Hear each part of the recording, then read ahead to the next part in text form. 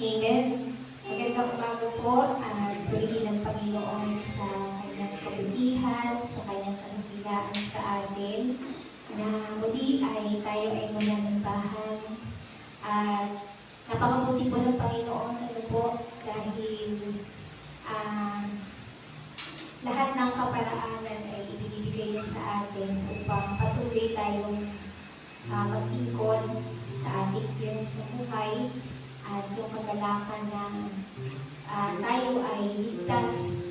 Amen. Yung divine protection ng Panginoon araw-araw, linggo-linggo at sa mga susunod pa. So tayo po ay nagpuri sa ating Panginoon. Tayo po ay tumayo.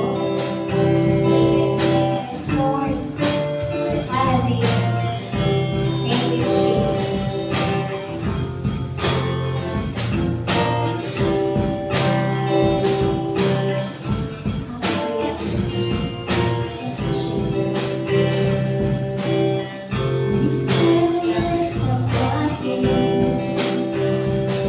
Joy of the Lord.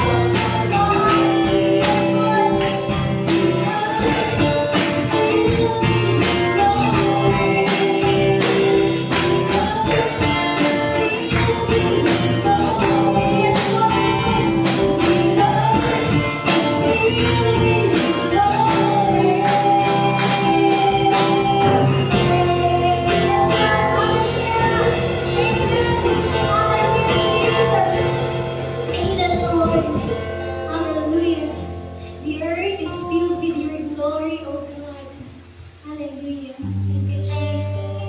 Amen, Lord.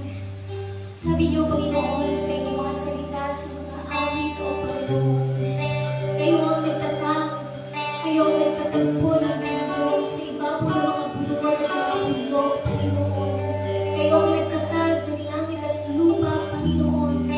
Kaya patuloy na ang kapayapaan na nagmumula sa iyo sa buong mundo, mula sa ibabaw ng mundo ito, Panginoon. Ay patuloy namin nararanasan, O Diyos. Napakabuti niyo, Panginoon, sa nakaibang kapayapaan na hindi namin maipukumpara, sa kagalakan na hindi namin makukuha, Panginoon, sa kanino man, sa anumang bagay, sa kagalingan, Panginoon, na ibinibigay niyo sa amin, sa kalakasan, O Diyos, sa katapatan niyo, Panginoon. Kaya karapat-dapat lamang na sa inyo lamang ang papuri at pagsamba. Hallelujah, hallelujah, hallelujah. Oh, holy angels of God, sing us, O God, sing us, O God. Hallelujah, hallelujah, holy presence of God. We worship you, Holy Spirit. We worship you, Holy Spirit. Hallelujah.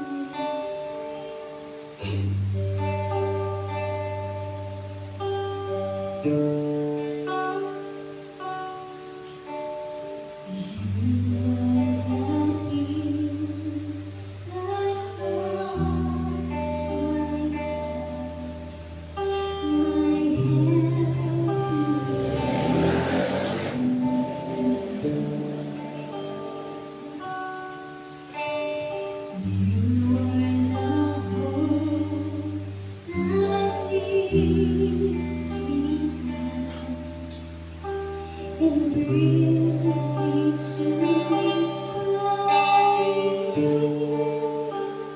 Christ, for there I find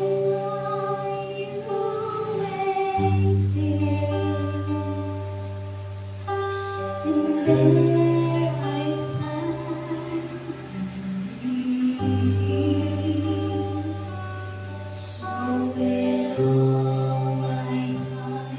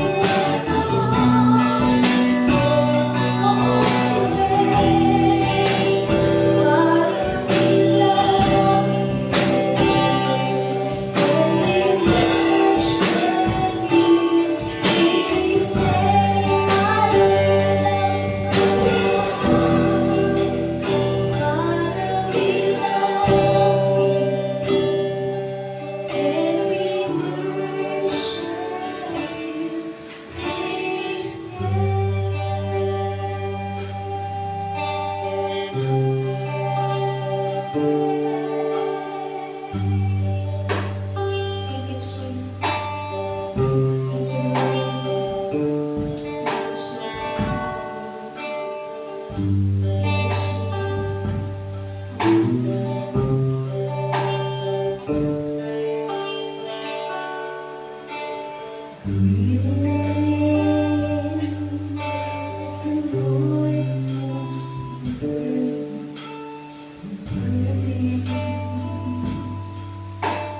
seeds of your heart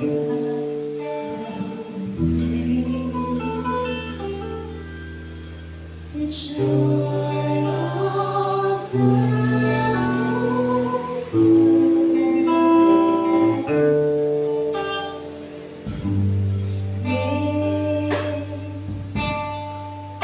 is the Lord in holy hands and breathe.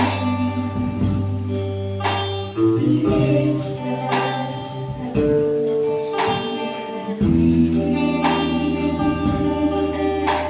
we bow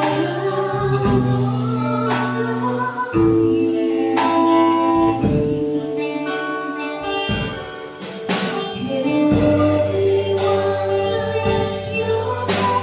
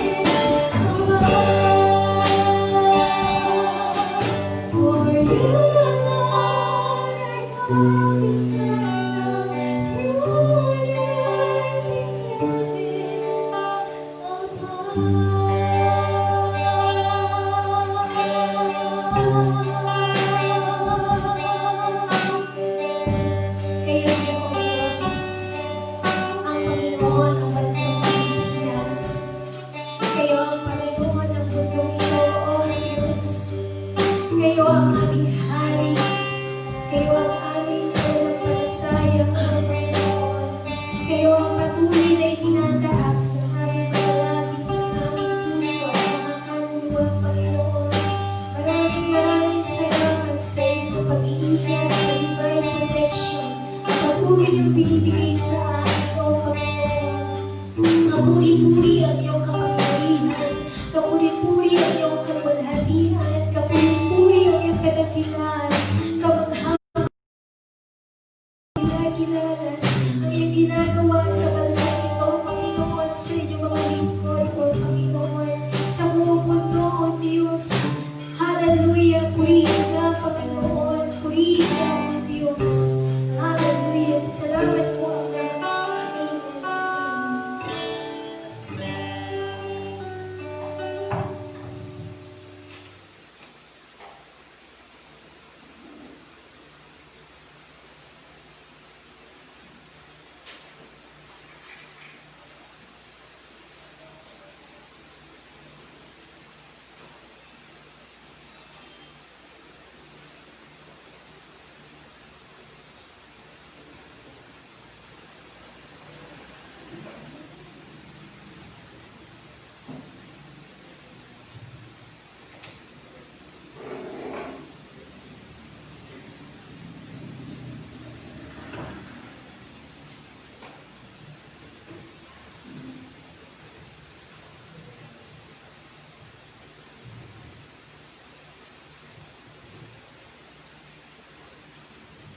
Magandang umaga po sa bawat isa sa atin.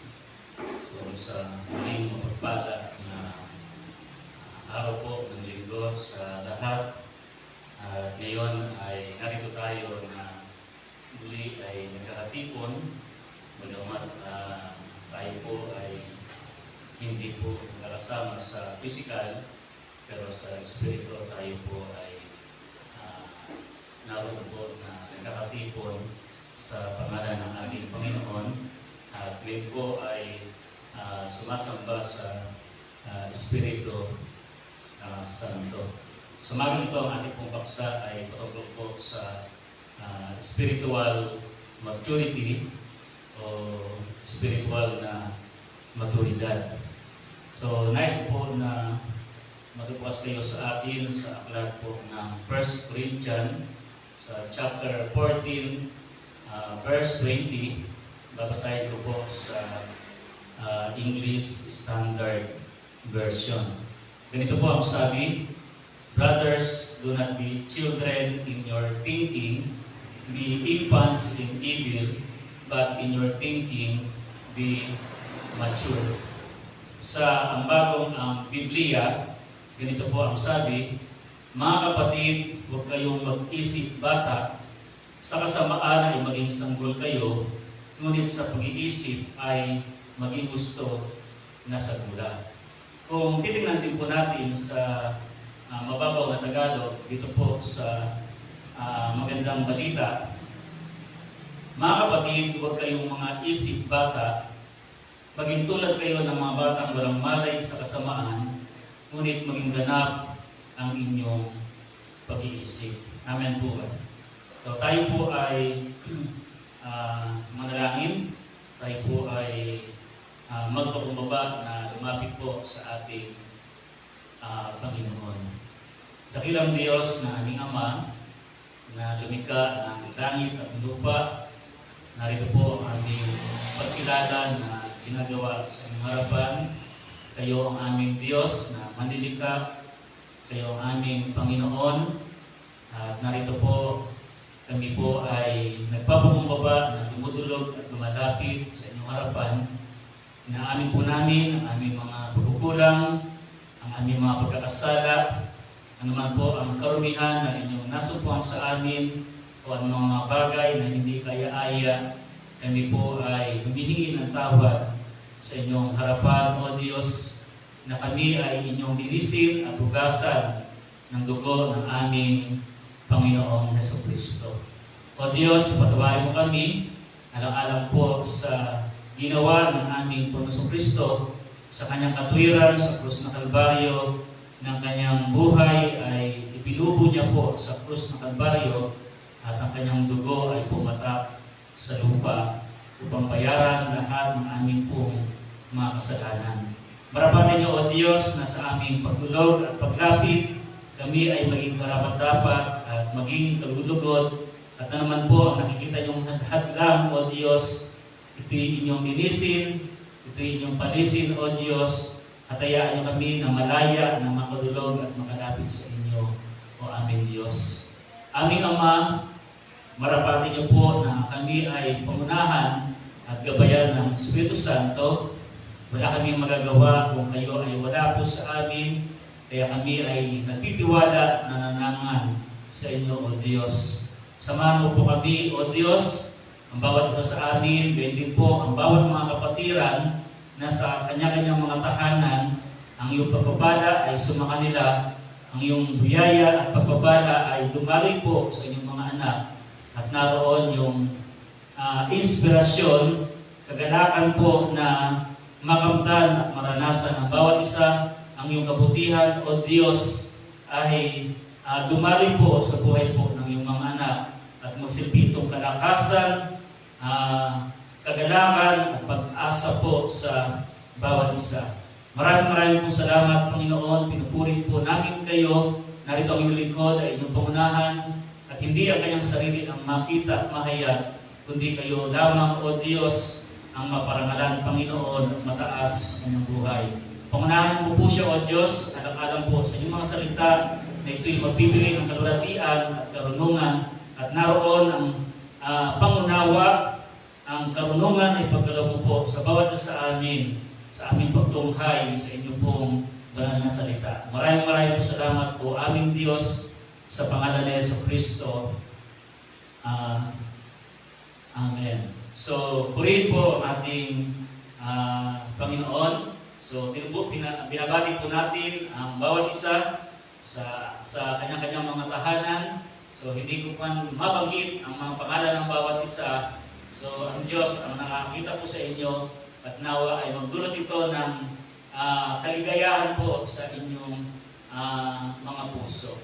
Nawa ang presensya ng Panginoon ay madama po ninyo sa mga oras na ito. So, dito po sa ating iglesia, kasama po natin ang ating mga kapatid, sina Brother Noli Marilia, sina Sister Genevieve Molino, at saka si Sister Maricel Salvilla, si Brother Richard Inocentes, si Brother Renan Ikay, at saka si Brother Daniel Asis.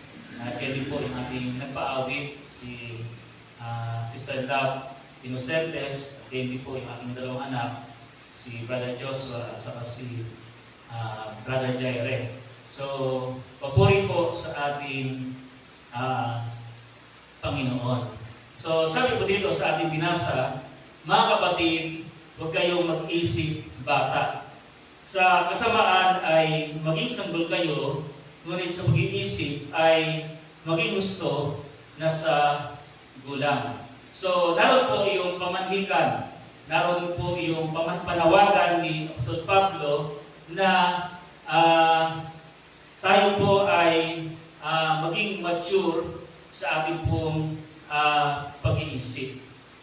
So, nung pumasok po yung pandemic sa ating bansa o sa buong mundo, makikita natin yung pamamaraan ng Diyos ay kahanga-hanga sa kabila ng krisis na ating pong nararanasan. Nakita po natin ang Diyos ay meron po na bago na ginagawa. So, sabi nga po ng ating umawit, kagilas-gilas ang ating pong Panginoon. Makita po natin sa Habakuk, sa chapter 1, verse 5, magmasid kayo sa mga bansa at tumingin kayo, mamamangha at magtaka, sapagkat ako'y gumagawa ng isang gawain sa inyong mga araw na hindi nyo paniniwalaan kapag sinabi sa inyo.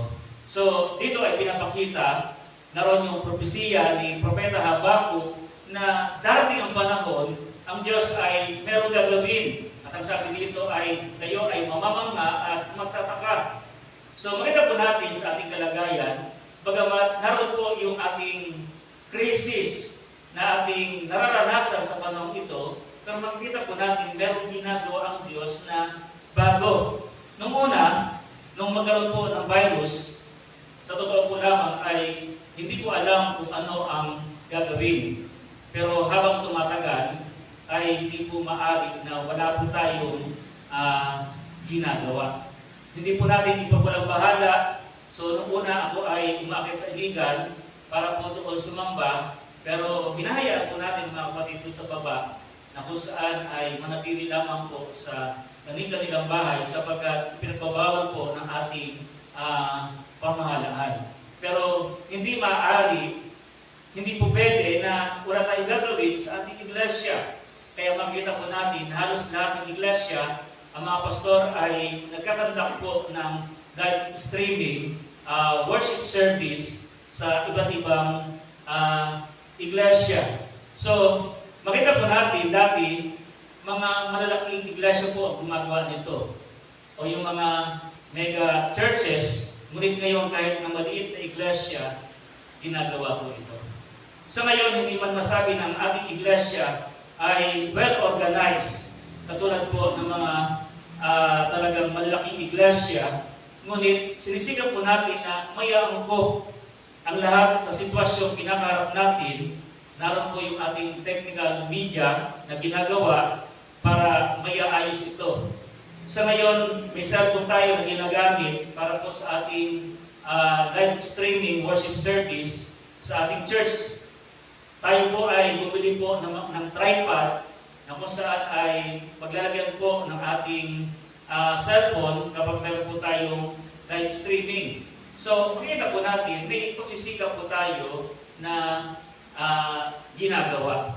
Bagamat, masasabi natin bawat linggo, pag kayo ay nakikinig o nanonood sa ating live streaming, meron po tayong na-encounter na technical error, pero sinisikap po natin na mayaayos ito. Tulad po na meron tayong naingay na naririnig, hindi ko alam kung may problema pa kayong nakikita, meron po pong mahina ang volume, minsan ay walang sound doon po sa ating live streaming. Pero makita po natin, ginagawan po natin ito ng paraan. So ngayon, tayo po ay umorder naman po ng microphone na ikakabit po doon sa cellphone na sa gayon yung ating pong live streaming na ginagawa ay maging malinaw para po ating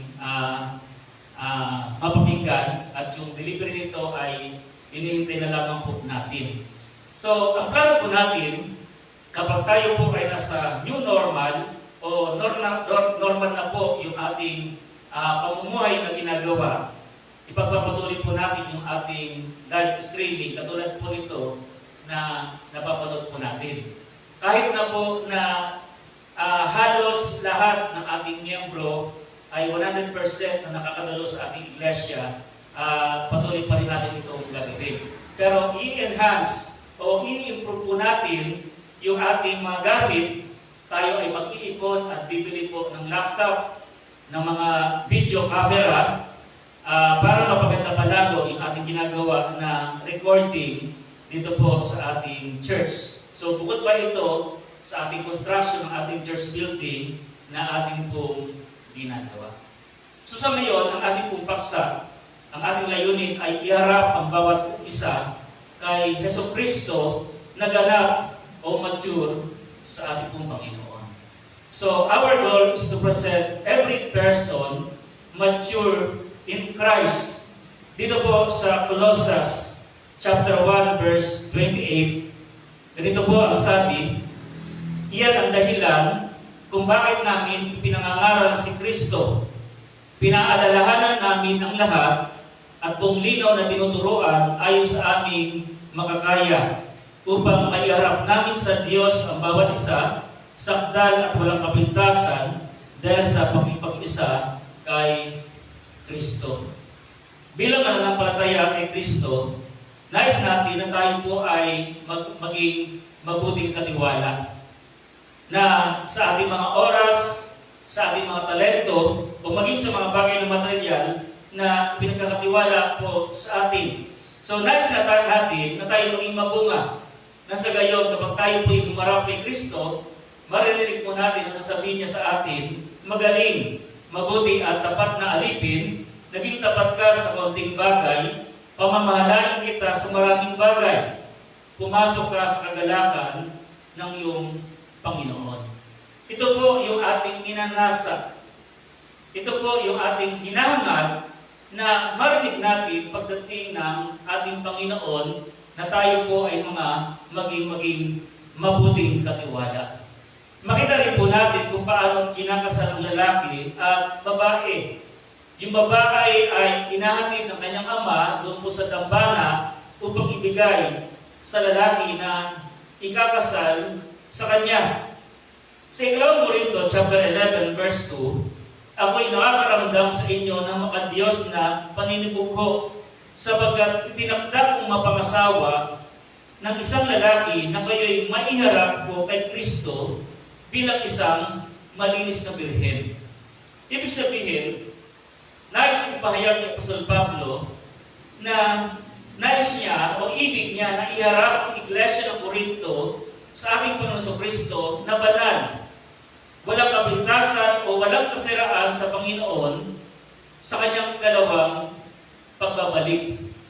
Dito po sa Colossians chapter 1 verse 22 ay pinapakipagkasundo niya ngayon sa kanyang katawang laman sa pamamagitan ng kamatayan upang kayo iharap ng mga banal at walang dungis at walang kapintasan sa harapan niya. So makita po natin tulad ng isang babae na dadalhin ng kanyang ama doon sa dambana. Ibig sabihin, ganito ang layunin po ni Apostol Pablo na ang mga mananampalataya, ang iglesia ay maging malinis at karapat-dapat at lugod-lugod sa harapan po ng ating pong Panginoon. Ayon din po sa Hebreo, sa chapter 5, verse 11 hanggang 12, ganito po ang sabi, marami kaming masasabi tungkol dito. Ngunit mahirap ipaliwanag sa inyo sapagkat ayaw ninyong makinig. Dapat sana ay mga tagapagturo na kayo, subalit hanggang ngayon kailangan pa kayong turuan ng mga panimulang aralin ng salita ng Diyos at dapat sana sa inyo ay matigas na pagkain.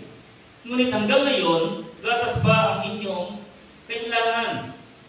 Kung titingnan po natin ang background ng aklat ng Hebreo, ito po ay tumutukoy po sa saysaya ng mga Israelita. So mula po sa Ehipto, sa kanilang paglalakbay, doon po sa Kanaan, patungo doon po sa lupang pangako. Makita natin sa kasaysayan ng lumang tipan, ang mga Israelita, pagkatapos makalaya doon po sa bansang Ehipto, sa kanilang pagkakaalipin, ang ibig nila, ang nais nila ay bumalik muli sa Ehipto. Ibig sabihin, ibig nila na bumalik sa dati nilang kalagayan na pagkakaalipin. Makikita natin na sila ligtas na nakalaya sa bansang Ehipto, na sila po'y tumawid doon po sa dagat ng pula. Makita natin ang mga kawal o mga sundalo ng Ehipto ay nalunod. Pero makikita natin, mapapansin, na mga Israelita ay ligtas na tumawid. Hindi sila pinabayaan ng ating pong Panginoon. Ngunit sa kanilang paglalakbay sa ilang, hindi po sila nasiyahan. Kaya makita po natin ang buong generasyong ito ay hindi nakapasok doon po sa lupang pangako. Sabi po dito, many problems result when members fail to grow.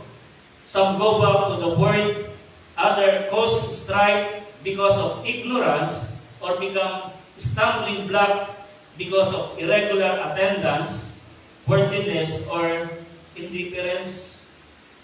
Nakakita po ako ng isang babae. Nung siya ay kabataan, isa siyang leader na nagpapaawit sa iglesia. Pero nakakalungkot nung siya ay magkaroon ng asawa, magkaroon po siya ng pamilya, so hindi na siya dumadalo sa simbahan. At ang masaklap po dito, makikita natin, narinig ko sa kanya, okay lamang na uminom ng alak. So ibig sabihin, makita natin, mas nais nila na bumalik sa sanlibutan kaysa magpatuloy doon po sa pagsamba at paglilingkod sa ating pong Panginoon. Makita natin ang sumulat ng aklat ng Hebreo ay magsisimula sana na magpaliwanag at magturo tungkol sa pagkapunong saserdote ng ating Panginoon Kristo doon po sa kalamitan ngunit hindi siya nakakatiyak, hindi siya makasigurado kung handa na ba sila sa kanyang tuturo. Makita natin ang problema rito ay hindi ang sumulat o ang author. Hindi problema kung hindi man masyado magaling magturo ng salita ng Diyos ang pastor. Kundi ang problema po dito, naging mapurol ang kanilang pandinig na ginagawa ko sa pakikinig ng salita ng Diyos.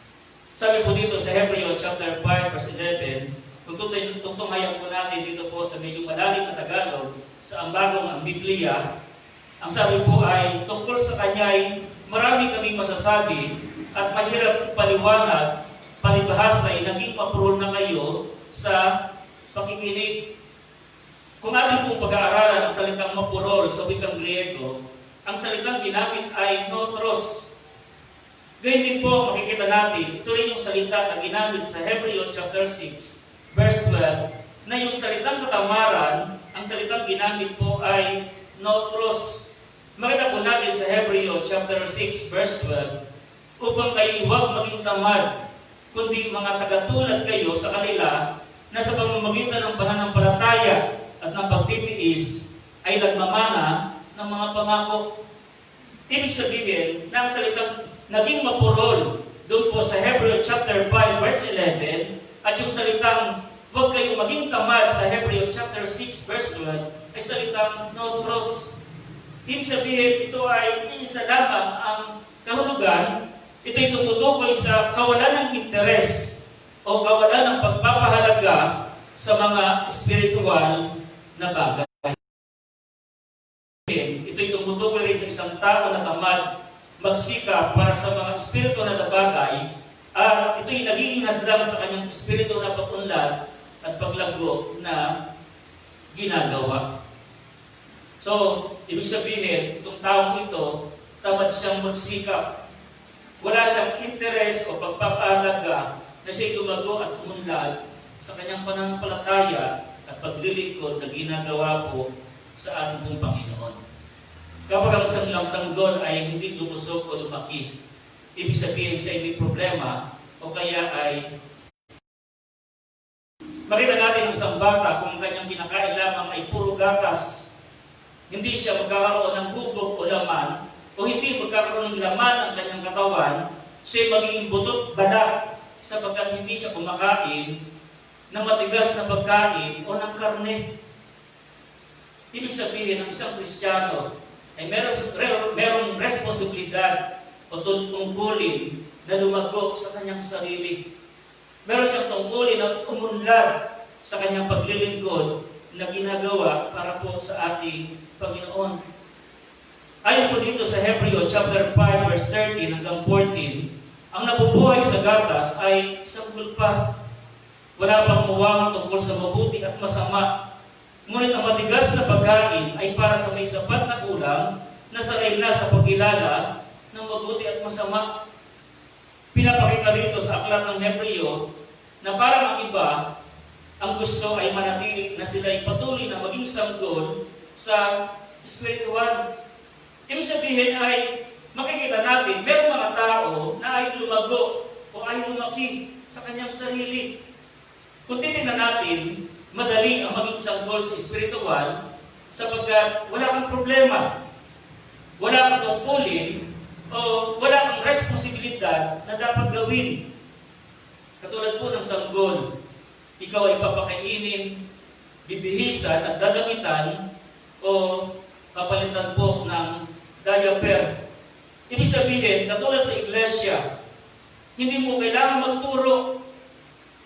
Hindi ka kailangan mangaral tungkol sa kasalanan o kaya ay maglingkod sa Diyos.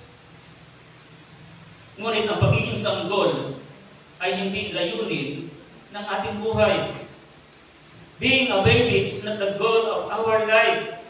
Ibig sabihin, hindi habang panahon tayo ay bata. Hindi habang panahon tayo ay maliit. Tayo pinapakain, tayo sinusubuan, tayo pinapaliguan, at tayo ay binibihisan. Pero dating panahon, tayo ay matututo na tatayo sa ating sarili, tayo ay magsisikap na kung saan ay makagawa para sa ating pong sarili. Gayon din po sa ating pananampalataya, gayon din po sa buhay Kristiyano, at gayon din po sa ating paglilingkod na ginagawa sa ating Panginoon. Ibig sabihin, dito po sa pandemya na ating kalagayan o ating kinakaharap, hindi maaari na wala tayong ginagawa. Hindi ko may krisis, hindi ko may problema, ay upo na lamang tayo at mananatili at hayaan na lamang natin na may mangyari po sa ating paligid. Tayo po ay sinilang na sanggol upang lumaki at maging ganap na tao at upang mamunga at maging pakinabang at maging gagamit-gamit na nilalang. Amen po ba? So tayo rin po ay sinilang sa Espiritu upang maging ganap o mature na Kristiyano na aktibong naglilingkod sa Panginoon. Ang sabi nga po, one of the main reason Christians do not grow is that they do not see the need to grow. Ibig sabihin, ang hadlang, isa sa mga hadlang kung bakit ang mga Kristiyano ay hindi lumalago sapagkat hindi nila nakikita ang pangailangan na kailangan silang lumago. Kailangan nilang sumamba at magbigay ng buhay at maglingkod po sa ating Panginoon. Wala silang hangarin na gumawa at maglingkod sa abot na kanilang makakaya. Amen po ba? Ganun po yung ating ginagawa. Pero kung tayo po ay nagsisimula na mapaunlad yung ating pong pagkagutom at pagkakuha o gumawa sa gawain ng ating Panginoon, doon po nagsisimula ng manlad na tayo makbang na kailangan po natin dumago para po sa ating Panginoon. Sabi nga po ni Apostol Pablo sa unang Korinto, chapter 13, verse 11, nang ako'y bata pa, nagsasalita akong gaya ng bata. Nag-iisip akong gaya ng bata, ngayong ganap na ang aking pagkatao, ay iniwan ko na ang mga bagay ng pagkabata. Ang bata ay mahilig maglaro ng mga laruan. Ngunit darating isang araw, ito po ay mawawala.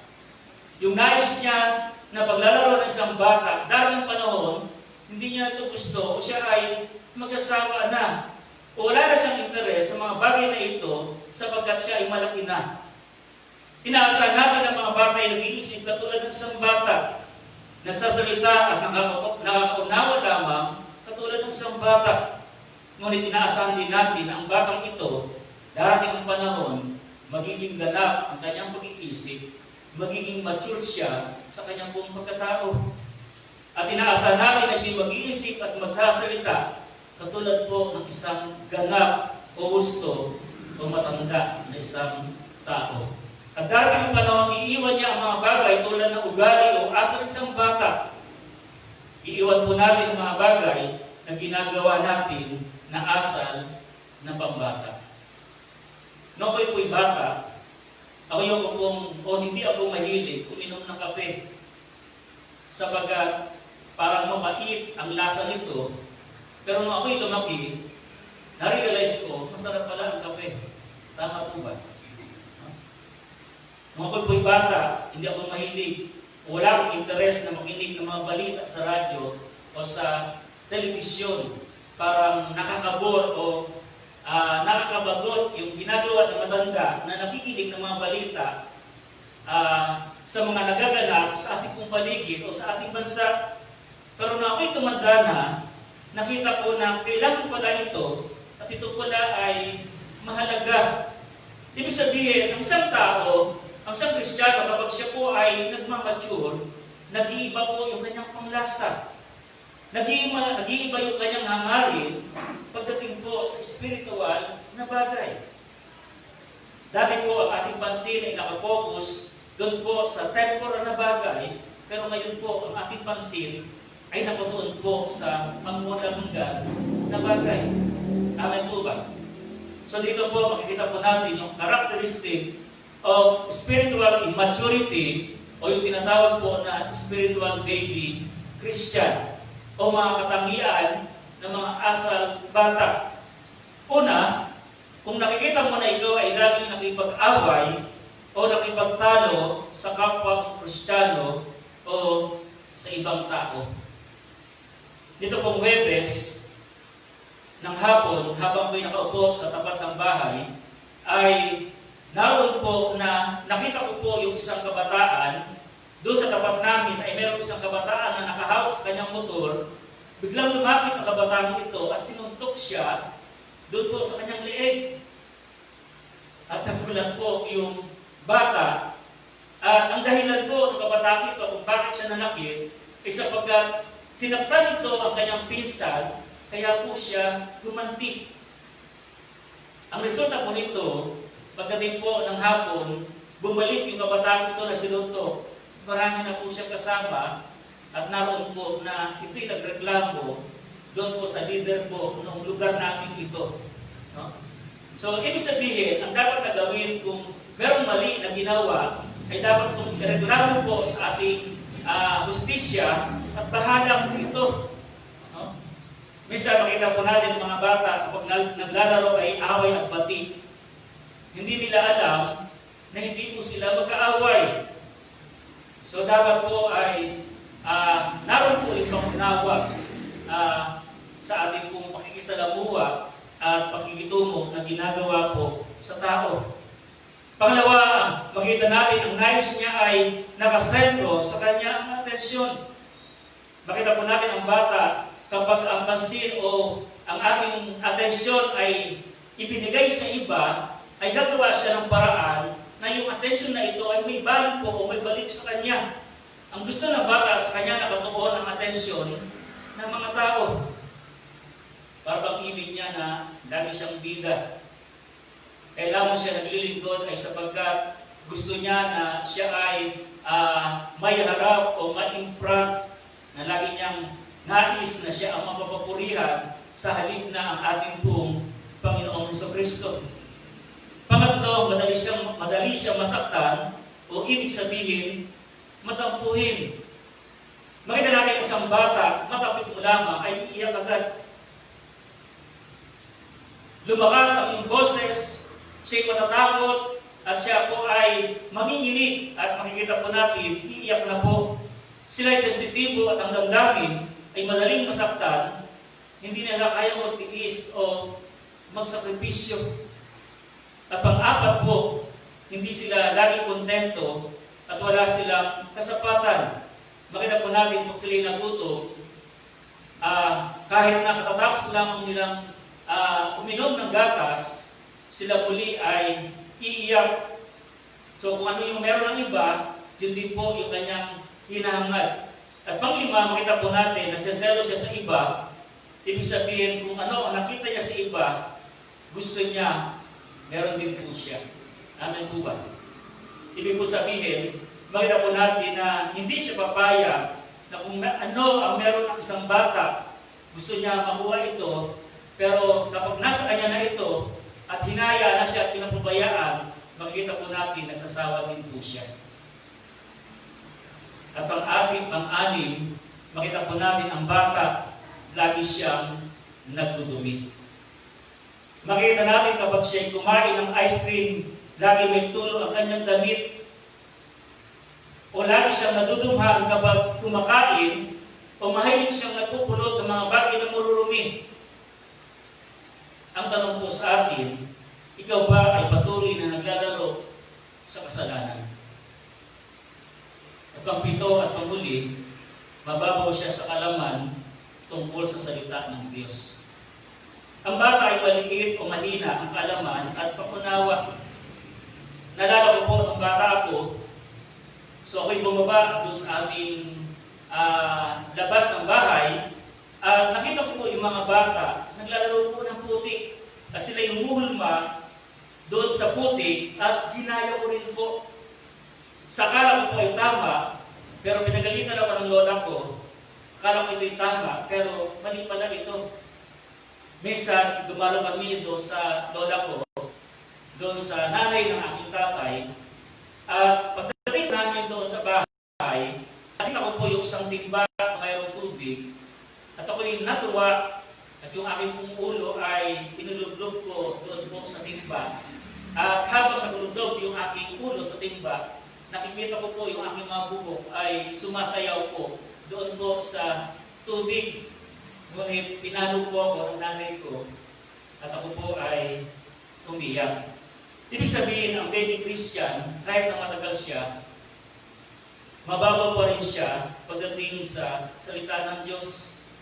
Wala siyang alam at hindi siya nagsisikap na lumago at lumago sa salita ng Diyos.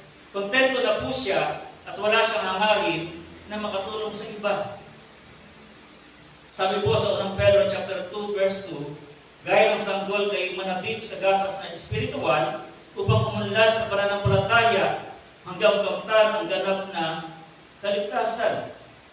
Tulad po ng isang sanggol o bata, ang kanyang pangunawa ay mahina o mababaw ang kanyang pandama. Tulad po ng isang tao na hindi pag-anak o immature, madali siyang maniwala sa iba. Halimbawa po, nakikinig siya sa radyo o telebisyon, pero hindi niya nakikilala kung tama ba o hindi ang pinapangaral ng isa pong mga ngaral. So kapag tayo po ay nagbabasa ng salita ng Diyos, magagamit natin ito sa pang-araw-araw na ating pamumuhay. Kapag ginagamit po natin ang ating natututunan ng salita ng Diyos, umuulad ang ating pong spiritual na pangunawa at lumalakas ang ating pong spiritual na pandama o yung tinatawag po na spiritual senses. Ayon po kay Warren Wiersbe, ang sabi niya po, as we feed on the Word of God and apply it in daily life, our inner spiritual senses set their exercise and become strong and keen. Ibig sabihin, habang pinapakain po natin yung ating sarili at ina-apply po natin yung araw-araw na pamumuhay, yung ating pong spiritual na panloob na pandama, yung spiritual senses, ito po ay nagiging matatag, ito po ay nagiging malakas, at ito po ay nagiging matibay. Makita po natin ang isang bata, mahina pa ang kanyang pandama at pangunawa, hindi siya gaano makalakad o magagabay. Ibig sabihin kung paano ang ating pisik na nakatawan ay may pandama, katulad po ng isang bata, hindi pa ito gumagana, gayon din ang ating spiritual na buhay ay meron pong spiritual o meron pong spiritual na senses o pandama. Ibig sabihin, kung binubulay po natin ang salita ng Diyos, lumalakas po yung ating spiritual na pandama sa pagkilala ng mabuti at masama. Ayon po sa Hebreo chapter 4 verse 13 hanggang 15, hanggang makarating tayong lahat sa pagkakaisa ng pananampalataya at sa ganap na pagkakilala at sa anak ng Diyos hanggang maging taong may sapat na gulang hanggang sa sukat ng ganap ng puspusan ni Kristo, tayo wag nang maging bata na tinatangay ng mga alon at dinadala ng bawat hangin ng aral sa pamamagitan ng kanilang mga katusuhan sa paraang mapandaya, kundi humahawak sa katotohanan na may pag-ibig, lumago tayong lahat sa Kanya na siyang ulo sa mga tubig ay si Kristo. So makita po natin dito yung ilang bagay na tanda ng spiritual po na maturidad o marks of spiritual maturity. Una, makita po natin ang tanda na tayo po ay ganap sa ating pong spiritual na buhay o maturidad sa ating pong spiritual, iniiwasan niya ang magtuturo o manisi ng mali ng iba, kundi ang tinitingnan niya ay ang kanyang sarili. Sabi nga po ni D.L. Moody, kung sisiyasatin natin mabuti ang ating sarili, mas marami pala tayong makikitang mali o kasalanan sa ating sarili kaysa sa iba.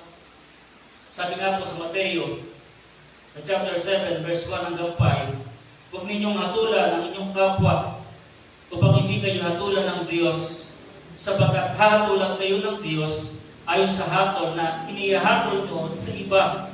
Ang panukat nyo sa iba ay siya rin ipapanukat sa inyo. Bakit mo nakikita ang puwing sa mata ng iyong kapatid, ngunit hindi mo pinapansin ang pubig mong gatahilan sa iyong mata. Paano masasabi sa iyong kapatid, halika't aalisin ko ang pubig mo, gayong gatahilan ang nasa mata mo, mapagpaimbabaw. Alisin mo muna ang puwing ng gatahilan sa iyo, at sa gayoy makikita ka mabuti, at maalis mo ang puwing ng iyong kapatid. Pangalawa po, natanda na tayo po ay naroon po sa spiritual maturity. Ang sabi po dito ay iniingatan at binabantayan ang kanyang salita at iniisip kung kailan lamang siya dapat magsalita. O kung di kailangan ay huwag magsasalita. Ang mga immature na Kristiyano, hindi nila mapigil na magbigay ng kanilang opinyon kahit na hindi sila hinihingan ng payo o hindi sila pinapahintulutang magsalita. Ibig sabihin, iniisip nila na lagi silang tama. Kung marami ang salita, maraming pagkakamali. Amen po ba? Minsan may pagkakataon, kapag ako'y tinatanong, hindi po ako nagsasalita. Sapagkat nakikita ko po na hindi ako na ako ay sumagot. Amen po ba? Sabi nga po sa Santiago chapter 3, verse 2, tayong lahat ay malimit magkamali. Ang sino mang hindi nagkakamali sa kanyang pananalita ay isang taong ganap at marunong magpigil sa sarili. Sabi po ni Apostol Pablo sa Efeso chapter 4 verse 29, anumang masamang salita ay hindi dapat lumabas sa inyong bibig, kundi ang mabuti lamang para sa ikatitibay ayon sa pangangailangan upang ito ay makapagbigay ng biyaya sa mga nakikinig. Kung nais po natin na tayo mamiganap sa ating pananampalataya, dapat po ang mga talatang ito ay ating ipambuhay. Tayo po ay lumakad na may pagpapakumbaba, kaumuan at pagtsatsaga na may pagpaparaya sa isa't isa na meron pong pag-ibig. Sabi po sa Efeso chapter 4 verse 2, bantayan ang lumalabas sa ating bibig at ingatan din po natin ang mga ipinopost sa Facebook o sa social media bilang po mga Kristiyano. Ibig sabihin, tayo po yung mga Kristiyano. Tayo po yung merong distinction o meron tayong pagkakakilanlan na hindi agos po ng mundo ay ginagaya po natin. Tayo po ay naiiba sa sanlibutan sapagkat tayo pinili ng Diyos. Pinipili natin yung ating salita. Iniingatan po natin yung bawat kilos na ating pong ginagawa. Dapat ang bawat araw na ating ginagawa ay magbibigay po ng kalukuran sa ating Panginoon. Amen po ba? Pangatlo, hindi nananangan sa kanyang sarili, kundi nagtitiwala kay Kristo. Sa bawat araw, sa bawat linggo ng aking pag-aaral at pagtayo, nakikita ko na para bang wala ang lakas at wala ang kakaya na tumayo sa harapan ito. Tulad po ni Apostol Pablo, sabi niya, ako lamang sa biyaya ng ating Panginoon. Wala ako dito kung hindi po sa pamamagitan ng biyaya ng ating pong Panginoong Kristo. Ang mature na Kristiyano ay hindi niya pinagmamalaki ang kanyang sarili o ang kanyang mga achievement o ang kanyang mga nagawa o kanyang mga pagtatagumpay, kundi si Kristo lamang. Ang sabi nga po dito sa John 15, verse 1 hanggang 5, ako ang tunay na puno ng ubas at ang aking ama ang tagapag-alaga. Pinuputol niya ang bawat sangang hindi namumunga at kanya namang pinuputulan at nililinis ang bawat sangang namumunga upang lalo dumami ang bunga. Nalinis na kayo sa pamamagitan ng salitang sinabi ko sa inyo, manatili kayo sa akin at mananatili ako sa inyo. Hindi makapamumunga ang sangang hindi nananatili nakakabit sa puno, gayon din hindi kayo makapamumunga kung hindi kayo mananatili sa akin. Ako ang puno ng ubas, kayo ang mga sanga. Ang nananatili sa akin at ako sa kanya, ang siyang namumunga ng sagana, sapagkat wala kayong magagawa kung kayo'y hiwalay sa akin. Ibig sabihin, hindi ako makakarating dito at hindi po ako makakatayo sa inyong harapan. Unang-una, kung hindi po ako magpapakumbaba sa ating Panginoon. Hindi ito nakabakay sa aking pag-aaral, hindi ito nakabakay sa aking sariling pagsisikap. Ito po'y nakabakay sa ating Panginoon. So ano man po yung ating ginagawa sa ating tahanan, sa ating pamilya, o sa ating trabaho, o maging sa ating iglesia, ay naroon po yung pagtitiwala hindi sa ating sarili, kundi sa ating Panginoon. Sabi nga po sa Filipos chapter 4 verse 13, ang lahat ng ito'y magagawa ko dahil sa lakas na kaloob sa akin ni Kristo. Bagaman ang Kristiyano ay lumalago o umunlad sa kanilang pananampalataya, hindi sila nananangan sa kanilang sarili dahil ang kanilang paglago ay nakasalalay sa kanilang pananatili sa ating pong Panginoong Jesucristo at pagsunod sa utos po ng ating Panginoon. Pang-apat, makita po natin, ang mature na Kristiyano ay nagsisikap sa lahat ng paraan upang itaguyod ang kanyang pananampalataya. So, itinatayo niya ang kanyang pananampalataya. Sinisikap niya mabuo ang kanyang pananampalataya at paglilingkod na ginagawa sa ating Panginoon. Ang mga mature na Kristiyano ay hindi lamang uupo na walang ginagawa at ipapalagay sa kanilang sarili, bahala na ang Diyos na umilos sa kanyang buhay. Sabi nga po sa Santiago chapter 4 verse 8, lumapit kayo sa Diyos at siya'y lalapit sa inyo. Ibig sabihin, kung meron pong Bible study na ginagawa sa ating tahanan, ito po ay napakalaga at malaking bagay po sa atin. Dito pong nakaraang Miyerkules ay nagkaroon na po tayo ng tinatawag po natin prayer meeting. Maaaring hindi pa natin masabi na ito'y ganap, pero nagsisikap po tayo at gumagawa tayo ng paraan para maabot ang pangailangan spiritual ng bawat isa. Ang isang tao, pag siya pumasok sa isang kumpanya, hindi siya mananatili na isang ordinaryong empleyado. Magsisikap siya maging supervisor, magsisikap siya na maging manager sa kanyang sarili. Hindi siya kontento na siya po ay nasa ganong mababa na kalagayan lamang. So kapag tayo lumapit sa Diyos, ibig sabihin, mararanasan po natin ang kanyang biyaya, kabutihan at kapangyarihan. Tulad po ng sinabi po ni Apostol Pedro dito po sa ikalawang Pedro sa chapter 1 verse 5 hanggang 11. Ang sabi po dito, dahil dito, sikapin ninyong idagdag sa inyong pananampalataya ang kabutihang asal. Sa kabutihang asal ang kalaman, sa kaalaman ang pagsupil sa sarili, sa pagsupil sa sarili ang katatagan, sa katatagan ang kabanalan, sa kabanalan ang pagmamalasakit sa kapatid, at sa pagmamalasakit ang pag-ibig. Ang mga katangiang iyan ay kailangan ninyong taglayin at pagyamanin upang ang inyong pagkakilala sa Panginoong Jesucristo ay huwag mawala ng kabuluhan at kapakinabangan. Ang sino mang wala ng mga katangiang iyan ay mistulang bulag na nakalimot na pinatawad na siya sa kanyang mga kasalanan.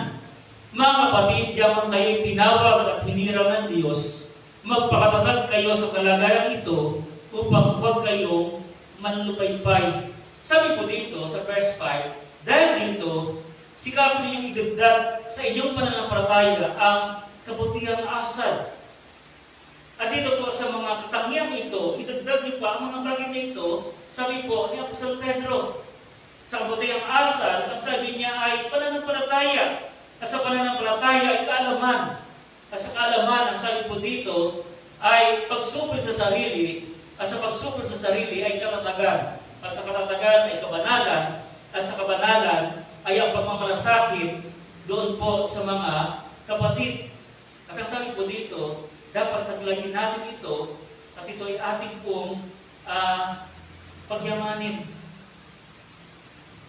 Alam niyo po, ang aking bunsong anak ay nanonood po ng Encantadia. So dahil dito, nanonood din po ako. Kasi hindi ko po makuha na isarado yung kanyang panonood sapagkat nagagalit po siya sa akin at ako po ay kanyang inaaway.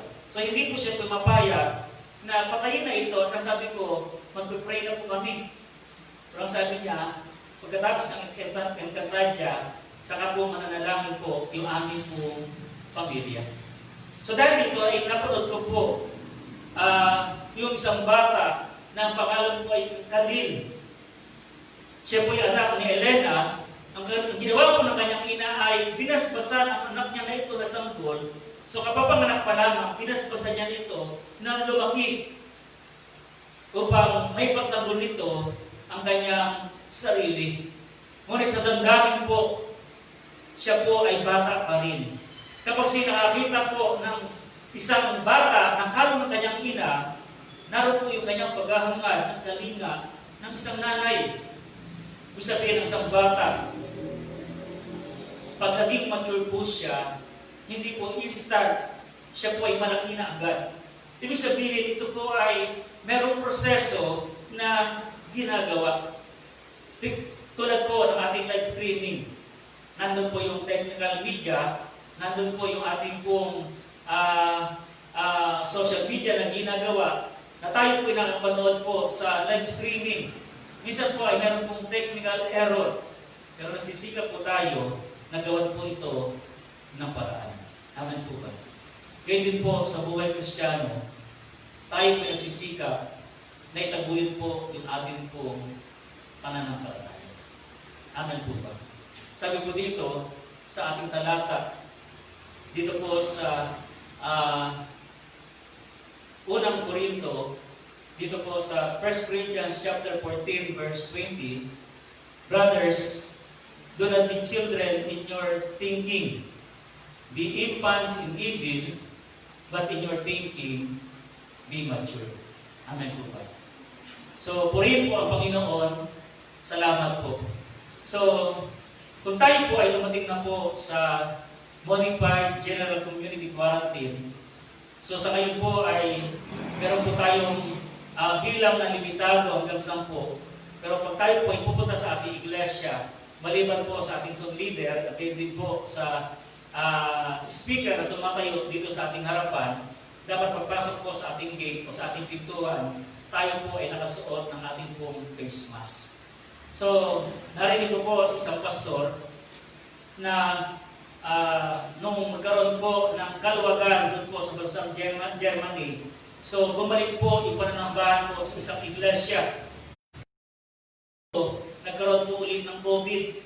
So, ang sabi ng pastor, kung ibabalik niya po yung dati, sabi niya, dapat daw po magsuot ng face mask. So, pagpasok po natin dito po sa ating pintuan sa iglesia, meron po diyang alcohol, meron po diyang thermal scanner. So, yung DOX protocol, dapat po natin sundin kahit na po MGCQ o naroon na po tayo sa new normal.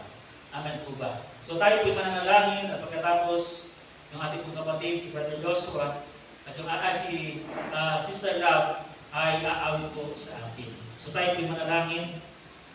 Dakilang Diyos, salamat po sa iyong mga salita. So kami po ay hindi nananatili na bata sa aming sarili. Naroon po yung pamanhikan, naroon yung pagtuturo na kami ay dapat umunlad at lumago, Panginoon.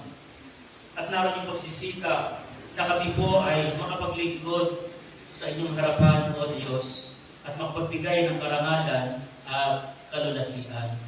O Diyos, sa bawat tahanan nakikinig sa aming live streaming na ginagawa, mangusap po ang iyong mga salita, O Diyos.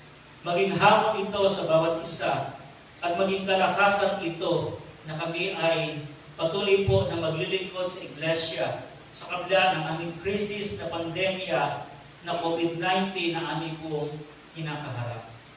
Matuto kaming gumawa ng paraan, matuto kami na iayos po ang lahat ng bagay at may angkop ang sitwasyon na aming pong kinakaharap. Hindi kami dapat manatili na nakaupo. Hindi kami dapat manatili na nakahiga, O Diyos, na wala kaming ginagawa at maghihintay lamang po, Panginoon. Narito po, O Diyos, na dapat kami ay kumilos. At darating ang panahon, kami ihaharap sa iyo At kami ihahatulan niyo po, Panginoon, at sasabihin niyo po, magaling, tapat at mabuting alipin. Naging tapat ka sa kaunting halaga. Pamamahalain kita sa malaking bagay. Pumasok ka sa kagalakan ng iyong Panginoon. Salamat, O Diyos. Tulungan mo kami, O Diyos, sa aming paglilingkod na maging tapat, Panginoon. At naroon po na kami magsikap, Panginoon, na lumayo, Panginoon, maging bata pagdating sa kasamaan, ngunit pagdating sa kaisipan ay maging ganap at gusto ang bulang ng Diyos. Panginoon, pagpalain mo po ang mga kapatid, Panginoon. At magamit po namin ito sa aming pamumuhay, sa aming tahanan, sa aming hanapbuhay, sa aming pakikitungo, sa aming kapwa, o saan mang kami na lugar ay naroon, at maging sa aming iglesia, at sa aming pagharap sa inyo, O Diyos. Salamat po, aming Ama.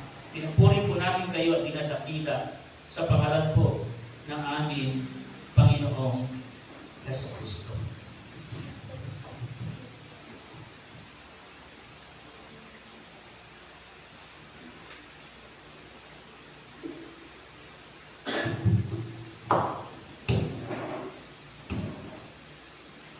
Amen. Tayo po ay magpasalamat sa Panginoon at umawing patuloy na magpupuli sa kanyang kadakilaan. Hallelujah. Mapuli sa inyo, Diyos, sa kaitaas-taas sa kadakilaan. Salamat po, Diyos.